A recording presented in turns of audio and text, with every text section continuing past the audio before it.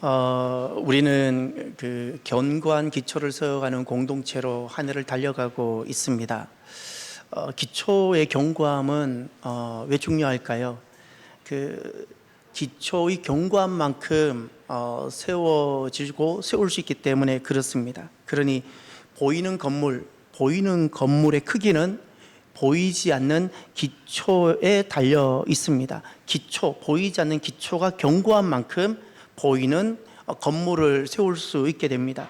근데 자꾸 허물어지고 세우려고 해도 세워지지 않는다면 그것은 보이지 않는 기초에 문제가 있기 때문입니다.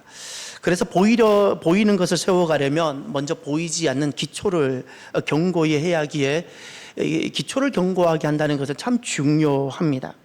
그러면 보이지 않는 영적 기초는 무엇으로 견고하게 할 수 있을까요?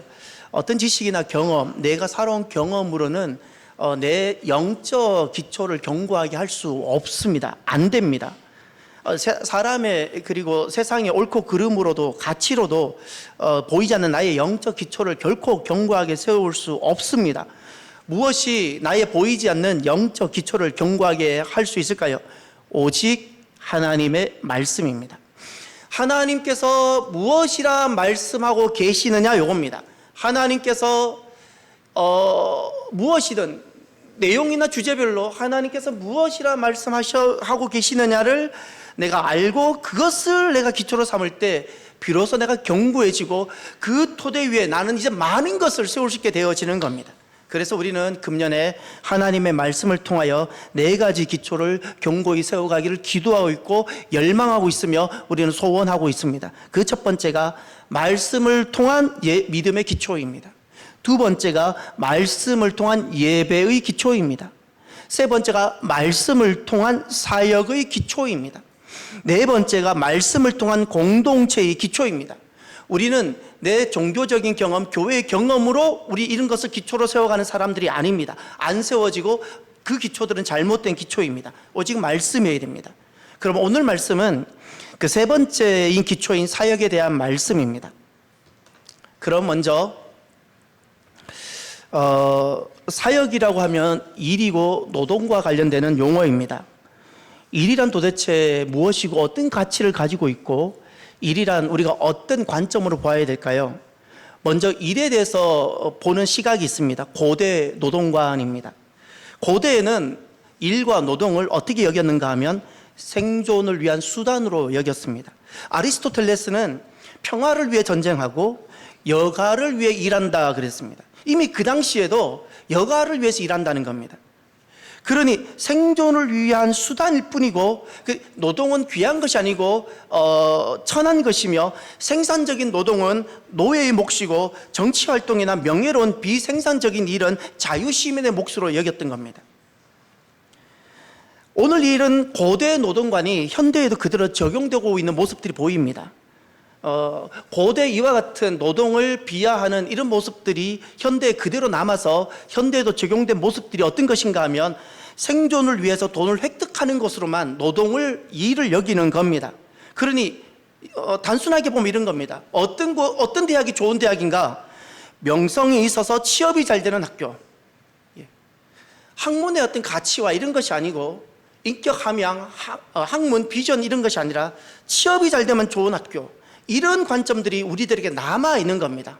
또 무엇이 좋은 직장인가? 월급이 많고 돈을 많이 벌 수 있다면 좋은 직장이라고 여기는 겁니다. 이런 것이 고대 노동관이 그대로 남아서 오늘날에 적용되고 있는 모습이라 말할 수 있습니다.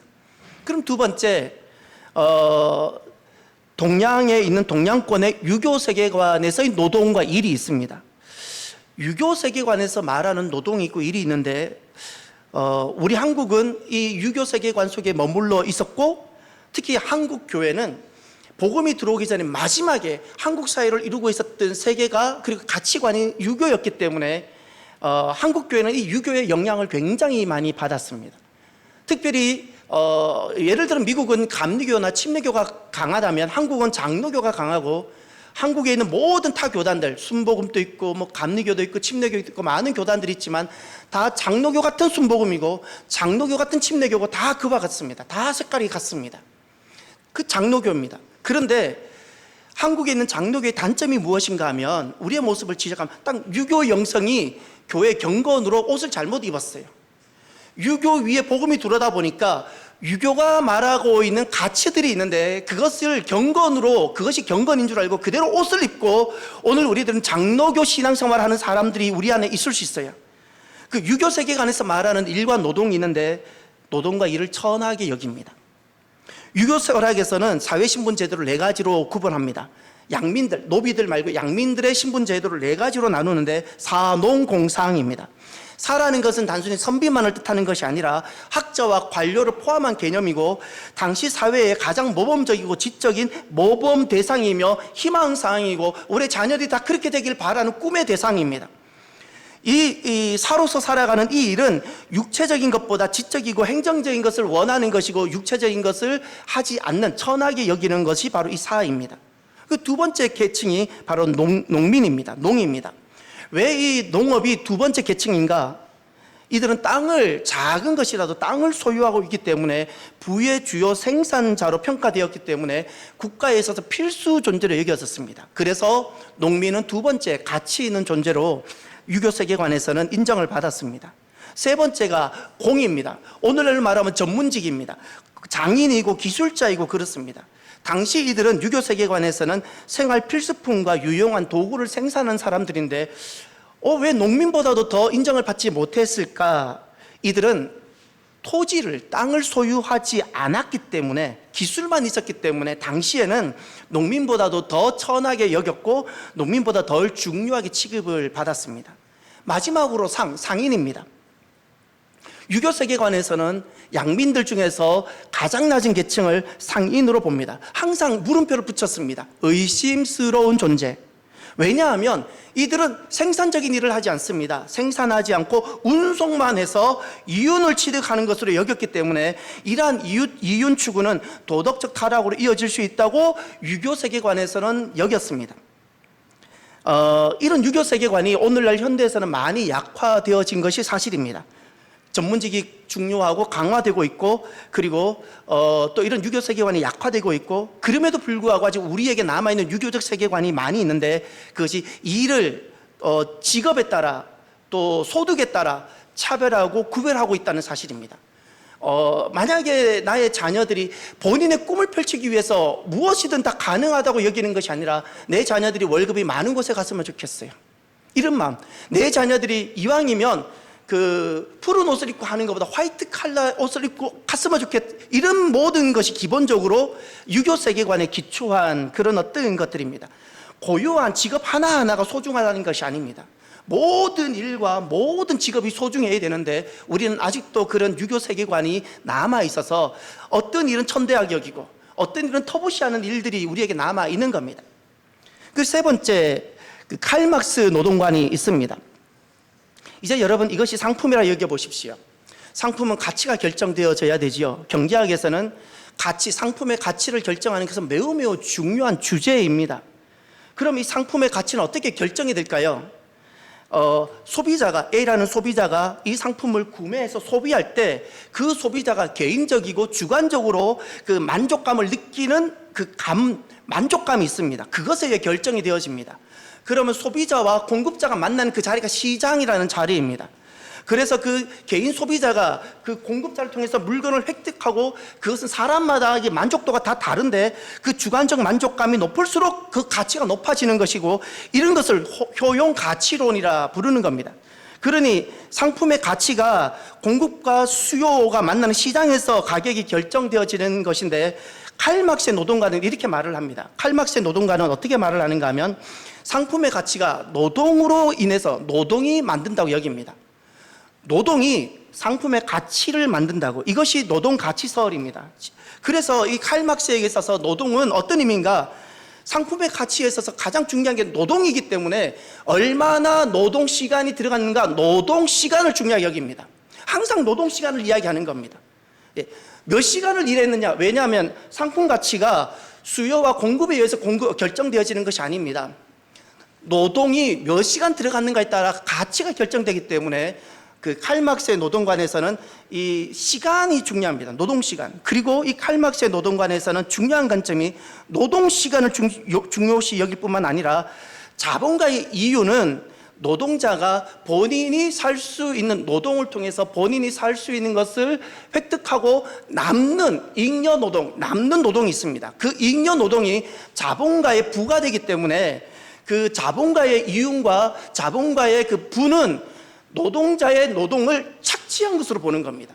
그래서 여기서 자본가들의 모든 부는 그 악한 것이고, 그 대자본가의 모든 부는 그 착취의 대상, 노동자들을 착취해서 얻은 그 좋지 못한 부정적인 것으로 여기는 이 관점이 바로 칼막스 노동관에서 나왔던 겁니다. 그래서 갑과 을이라는 시각이 여기서 나오는 겁니다.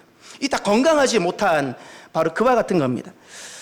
그러면 지금 이런 제가 노동관이 오늘 우리들이 살아가고 있는 이 시대에 우리가 흔히 접할 수 있는 노동관입니다. 그러면 성경에서는 도대체 하나님께서 우리에게 보여주시는 일이 있고 노동이 있습니다. 이제 우리가 주목해야 될 것이 있습니다. 고대 노동관도 아니고 유교 노동관도 아니고 칼막스 노동관도 아니라 하나님께서는 우리에게 성경을 통해서 도대체 노동과 일에 대해서 무엇을 보여주고 계시는지 하나님께서 보여주시는 것을 하나하나 살펴보면 좋겠습니다. 오늘 6가지를 볼 텐데, 첫 번째, 성경을 꼭 찾아주십시오. 하나하나 성경을 찾아야 내게 참 유익이 됩니다. 창세기 2장 2절입니다. 창세기 2장 2절 첫 번째입니다.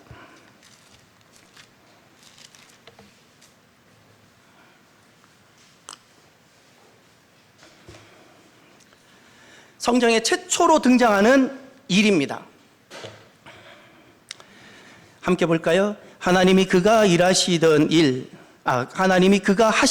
일을 일곱째 날에 마치시니 그가 하시던 모든 일을 그치고 일곱째 날에 안식하시니라. 3절 또 볼까요? 하나님이 그 일곱째 날을 복되게 하사 거룩하게 하셨으니 이는 하나님이 그 창조하시며 만드시던 모든 일을 마치시고 그날에 안식하셨음이니라. 아멘. 일이란 단어가 보입니까? 2절에 2번 등장하고 3절에 1번 등장합니다. 근데 그 일을 하시는 주체가 누구이죠? 놀랍게도 하나님이세요. 성경에 일이 등장하는데 최초로 일이 등장하는 그 일이 하나님이셨어요. 일은 무엇인가? 성경에서 하나님께서 보여주시는 그대로를 보면 일은 하나님의 사역이셨습니다. 할렐루야. 일은 노예나 전한 사람이 하는 것이 아니라 수고로운 그 일은 하나님이 직접 하시는 하나님의 거룩하시고 영광스러운 사역이셨습니다. 그 일이라는 단어가 멜라카라는 히브리어인데 그 히브리어를 보면 하나님의 일, 그리고 보냄받은 자라는 뜻인 부여된 임무, 그리고 공적 업무, 그리고 이 멜라카라는 이 단어 속에는 번영과 부라는 뜻이 함께 공유되고 있는 겁니다. 성경에서 하나님께서 보여주시는 일에 대한 첫 번째 개념이 그겁니다. 하나님은 일하시는 분입니다. 일하십니다. 지금 또 주무시지도 졸지도 아니하시고 우리를 돌보시고 일하십니다. 그리고 그 일하심을 기뻐하십니다. 그러니 일하다를 터부시하거나 가능하면 일하지 않고 남에게 시키는 것, 이것이 지혜로운 것이 아니라 이것이 바로 성정적이지 못한 타락한 영성이라는 것을 알 수 있습니다. 그리고 두 번째, 창세기 2장 15절을 보십시오. 창세기 2장 15절, 이제 성경의 두 번째 일과 관련된 말씀이 여기에 등장합니다. 함께 볼까요? 여호와 하나님이 그 사람을 이끌어 에덴 동산에 두어 그것을 경작하며 지키게 하시고, 여기 경작하다 지키다가 등장하죠. 에덴 동산이라는 것은 하나님께서 친히 일하셔서 만드신 세계입니다. 하나님께서 친히 사역하셔서 만드신 창조하신 나라입니다. 하나님의 나라가 에덴 동산으로 등장합니다. 그곳에 사람을 두었고 그 사람에게 최초로 명하시고 명령하신 것이 있는데 그것이 일이었습니다. 경작하다 지키다입니다. 경작하다라는 이 단어는 우리 2층 올라가면 아바드홀이 있을 겁니다. 그 아바드란 단어입니다. 일하다 섬기다라는 뜻입니다. 아담에게 최초로 부여된 명령이 일하라입니다. 내가 사랑 가운데 지은, 내가 일해서 지은 이 창조 세계를 너는 여기 와서 일하고 섬기라고 있는, 이게 아담에게 주어진 최초의 명령이었습니다. 지키다라는 것은 사마르입니다. 지키다, 보호하다, 보관하다. 일은 아담에게 주어진 명령이자 미션이었습니다. 아담의 존재 목적이었고 이유였습니다. 아담은 이 일을 하면서 내가 존재함을 갖게 되는 겁니다. 그러니 이것이 타락 이전의 일이었습니다. 타락 이전의 일이란 매우 매우 복된 것이고 영광스러운 것이고 돌보고 섬기는 것이며, 하나님께서는 사역하시고 일하시는 분이고 사람에게는 그것이 존재 목적이었던 겁니다. 이 흔적이 타락 이전에 온전한 일의 흔적이 지금 또 남아있는데 가정 안에서 남아있습니다. 부모는 자녀를 위해서 그렇게 섬기고 밤을 새도 그것을 돈 때문이거나 그것을 내가 알아달라고 하진 않습니다. 섬깁니다. 이것이 원래 일의 고유한 모습이 그대로 흔적으로 남아있는 모습인 겁니다. 이것이 바로 두 번째 모습입니다. 일이란 하나님 나라를 돌보고 섬기는 것입니다. 그럼 세 번째, 출애굽기 18장으로 한번 가보십시오. 출애굽기 18장.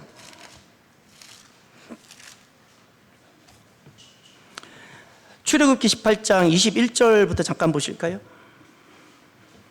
21절, 22절입니다.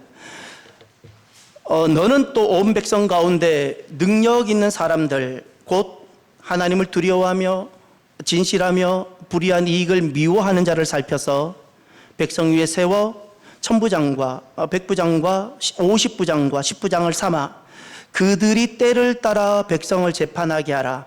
큰 일은 모두 내게 가져갈 것이요 작은 일은 모두 그들이 스스로 재판할 것이니 그리하면 그들이 너와 함께 담당할 것인즉 일이 내게 쉬우리라. 아멘. 22절에 일이란 단어가 3번 등장하는 것이 보입니까? 큰일, 작은 일, 일이 내게 쉬우리라.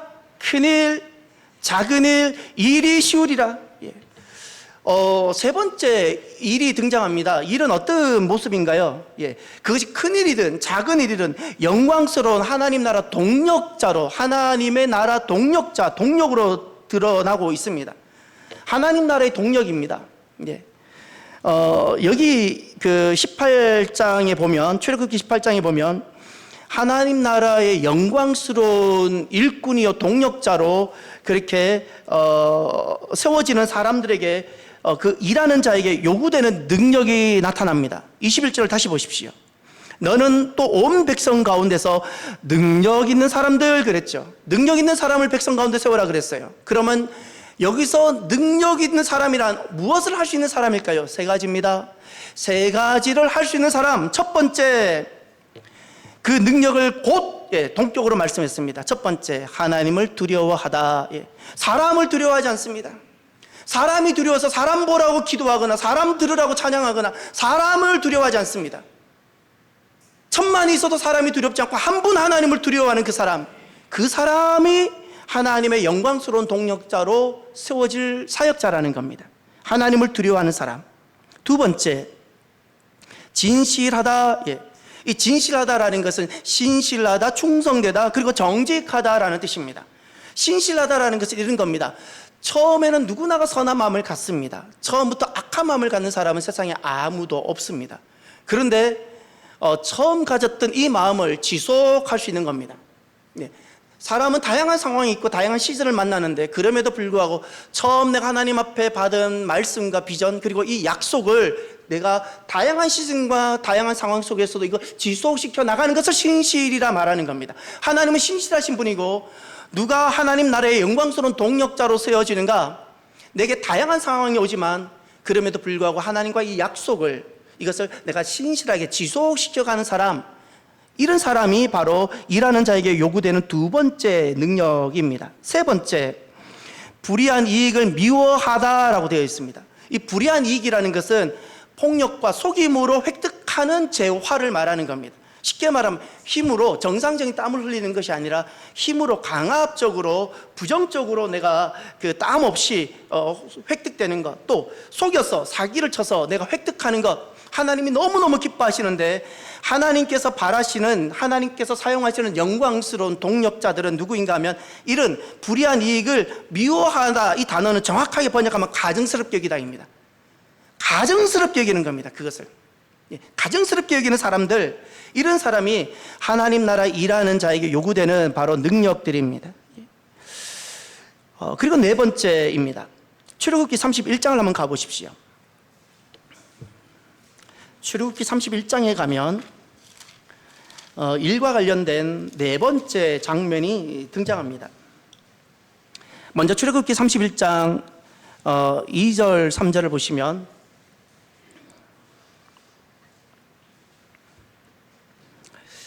내가 유다 지파 훌의 손자요 우리의 아들인 부사레를 지명하여 부르고 하나님의 영을 그에게 충만하게 하여 지혜와 총명과 지식과 여러 가지 재주로 6절을 보십시오.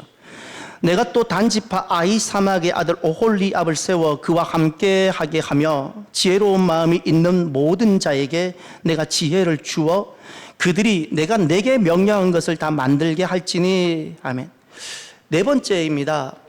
부살렐과 오홀리압이 하나님의 일꾼으로 지금 세워지고 있습니다. 근데 여기 놀라운 모습이 하나 있습니다. 이들이 얼마나 능력이 좋았으면 세워졌을까요? 그것이 아니라 하나님의 부르심에 그들이 순종하고 나올 때 3절 하나님의 영을 그에게 충만하게 하여 할렐루야. 2절 마지막을 보십시오.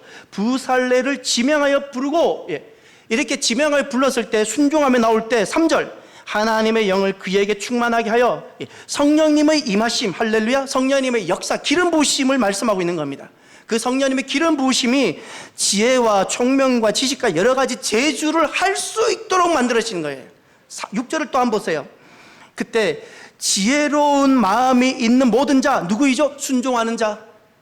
주의 사역을 위해서 내 남은 시간을 내가 하나님의 동력자로 내가 이렇게 살아가려고 하는 그 사람들이 지혜로운 사람인데, 그 사람들에게 내가 지혜를 주어, 무엇일까요? 성령님입니다. 성령님의 기름 부으심.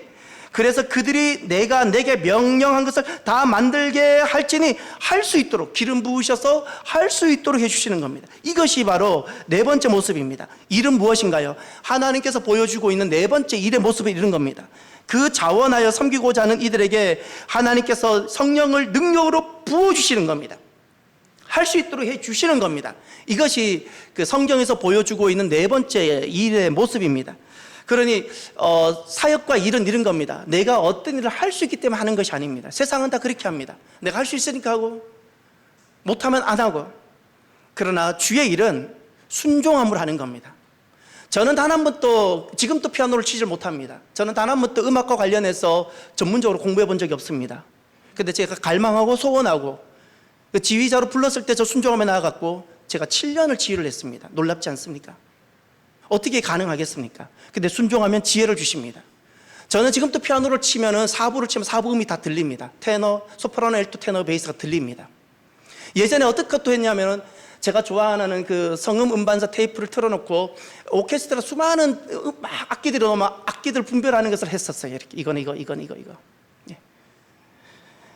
사모하고 열망하면 하나님께서 성령을 기름 부어 주셔서 할 수 있게 해주시는 거예요. 할렐루야. 주의 일은 이렇게 하는 거예요. 내가 할 수 있기 때문에 하는 것이 아닙니다. 순종을 하는 겁니다. 순종을 하는 겁니다. 다섯 번째, 마가복음 10장을 한번 가보십시오. 마가복음 10장. 마가복음 10장을 가셔서 45절 한번 찾아보시겠습니까? 예수님의 일하심입니다. 예수님은 어떻게 일을 하셨을까요? 우리는 예수님의 모습을 꼭 주목하셔야 됩니다. 10장, 마가복음 10장 45절. 다 함께 볼까요? 인자가 온 것은 섬김을 받으려 함이 아니라 도리어 섬기려 하고 자기 목숨을 많은 사람의 대속물로 주려 함이니라. 아멘. 예수님의 일하심을 딱 결론지어 말씀하셨습니다. 예수님은 사역하셨습니다. 예수님의 인격이 있고 예수님의 사역이 있습니다. 그 사역을 일하심이라 말할 수 있습니다. 예수님의 사역과 일하심은 딱 세 동사로 요약할 수 있습니다. 가르치시다, 전파하시다, 고치시다. 예수님은 가르치시며 일하셨습니다. 전파하시며 일하셨습니다. 그리고 병들고 귀신 들린 사람들 고치며 일하셨습니다. 그런데 예수님은 이렇게 일하신 이것을 세 가지를 가르치시다, 고치시다, 전파하시다를 딱 요약해서 딱 한 단어로 요약이 됩니다. 섬김. 예수님의 사역은, 예수님의 일하심은 섬김이셨습니다. 자신을 드러내기 위한 것도 아닙니다. 섬기기 위하여 일하셨습니다. 그래서 마가복음 10장 45절을 보십시오. 인자가 온 것은, 내가 하나님이지만 사람의 몸을 입고 온 이것은 섬김을 받으려 함이 아니라, 세상은 다 섬김을 받으려 하잖아요. 유교 영성관, 고대 노동관 다 섬김을 받는 거예요. 다 하찮은 사람, 어린 사람들 시켜서 나 섬겨라 이거예요. 근데 섬김을 받으려 함이 아니라 도리어 섬기려 하고, 할렐루야, 예수님은 섬기러 오신 겁니다. 예수님의 사역은 섬기는 겁니다. 섬김을 받는 것이 아닙니다. 그 예수님의 일하심의 목적, 사역의 목적은 목숨으로 목숨을 살리는 것이었습니다. 예수님의 목숨으로 내 목숨, 우리 목숨을 살리는 것이 예수님의 일하심과 사역의 목적이셨습니다. 그 방법이 섬김이셨습니다. 섬김이라는 것은 단순히 어떤 태도가 아닙니다. 대가를 바라지 않는, 대가 때문에 하는 것이 아니라는 겁니다. 누가 나를 알아주는 그 목적 때문에 하는 것이 아니라는 겁니다. 수익과 내게 이익이기 때문에 하는 것이 아니라는 겁니다. 사랑입니다. 일하는 그 자체가 사랑이고, 그들을 위해서는, 그를 위해서 내가 그냥 존재하는 것이고, 그만 살아남아 좋겠다는 겁니다. 이런 예수님의 마음의 흔적이 지금 어디에 있냐면 어머니의 심장 속에 아직도 흔적이 남아 있습니다. 내 자녀만 잘 될 수 있다면, 내 자녀만 잘 될 수 있다면 내가 아파도 괜찮고, 나는 여기까지만 해도 괜찮고, 이런 마음이 아직 남아있죠. 이것이 원래 예수님에게 있었던 고유하고 순전한 그 사역과 일에 대한 흔적이 어머니 심장들 속에 남아있는 겁니다. 그리고 오늘 마지막으로, 오늘 6번째, 오늘 본문을 돌아가 보십시오. 오늘 본문 사도행전 6장입니다. 오늘 본문에 보면 최초로 이 땅에 교회가 세워지고 나서 최초로 일꾼, 사역자들이 세워지는 본문입니다. 사도행전 6장을 찾아주십시오.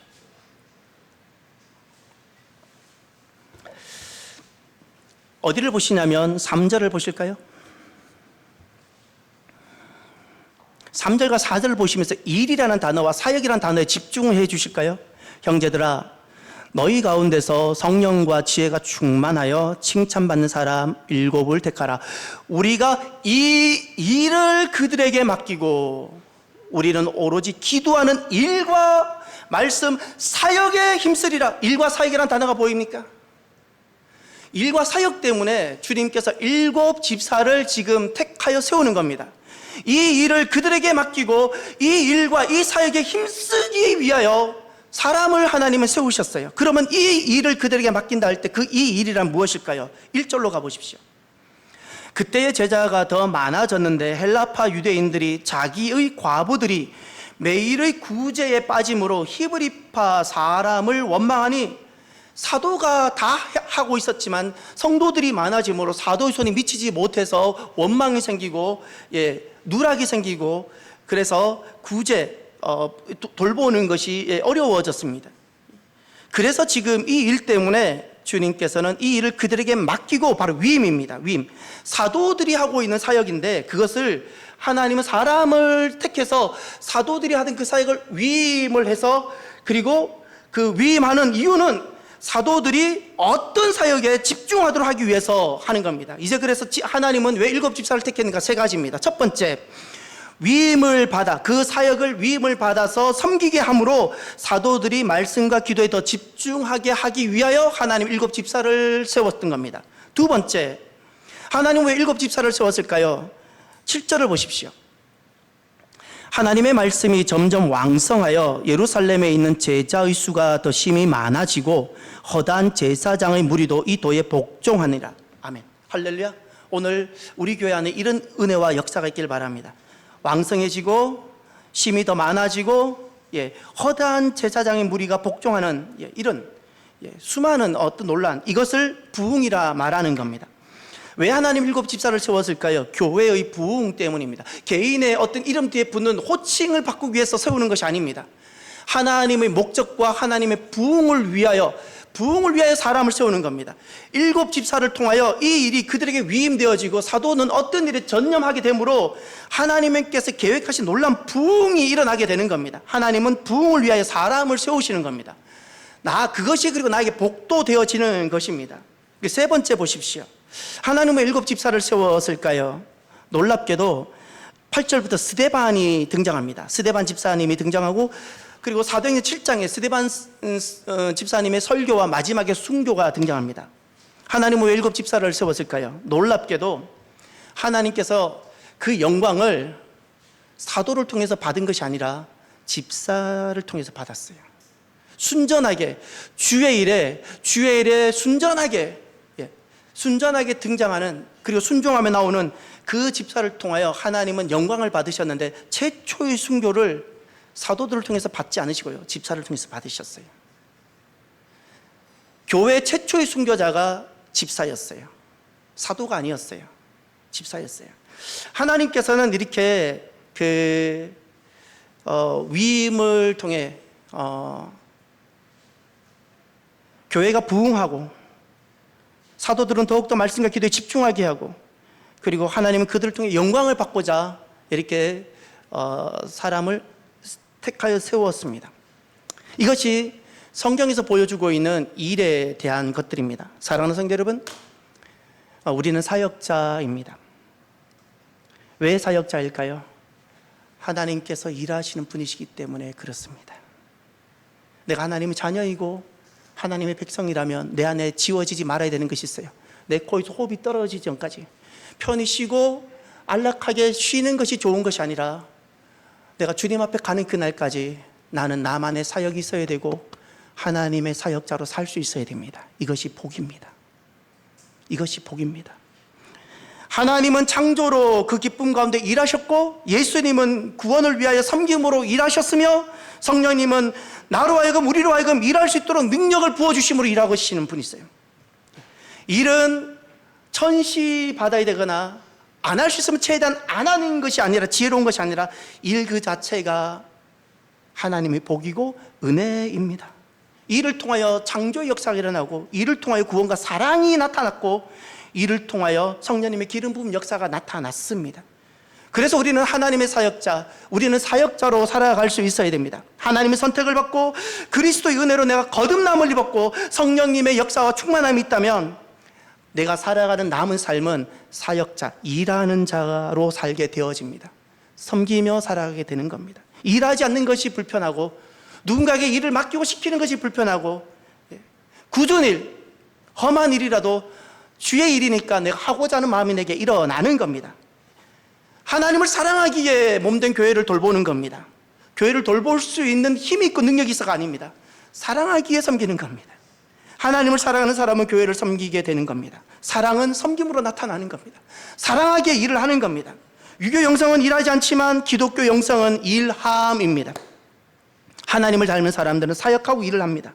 사랑하는 성도 여러분, 오늘 말씀을 마무리하면서 저와 여러분이 언젠가 우리가 주님 앞에 돌아가게 될 텐데, 그때까지 배짱이처럼 편안하게 어떻게 하면 가능하면 일하지 않고 일 덜 하고 내가 쉴까, 그렇게 하면서 내 인생을 허비하지 아니하고 언젠가 우리가 이 땅을 다 마무리하고 주님 앞에 돌아가게 될 텐데, 그때까지 나는 어떻게 사역할까, 어떻게 의미 있는 삶을 살까, 내 존재의 목적이 일을 통하여 사역을 통하여 내가 존재하게 되어지는데 나는 어떻게 앞으로의 삶을 내가 사역하며 일을 하는 사람이 될까, 이것을 생각하면 이것이 복임을 기억하고 저와 여러분이 사역자로, 나는 사역자입니다, 사역자로 살아가는 저와 여러분이 되기를 주의 이름으로 축원합니다.